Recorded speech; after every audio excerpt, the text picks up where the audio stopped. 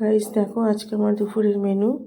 তো আজকে আমি দেখো সব সবজি সিদ্ধ দিয়েছি, বরবটি, কাঁচা টমেটো, আলু, কুমড়ো, সিম।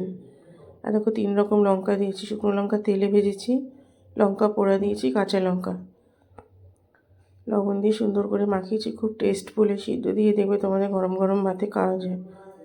এটা শীতকালে খুব খাই আমরা। আর এদিকে দেখো আমি বেগুন দিয়ে সর্ষে দিয়ে ভোলা মাছ করেছি, একদম লাল লাল যে ভোলা মাছগুলো।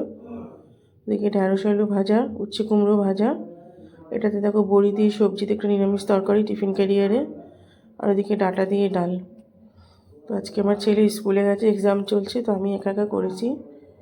তো সবাই দেখো, লাইক করো, কমেন্ট করো, সাবস্ক্রাইব করো।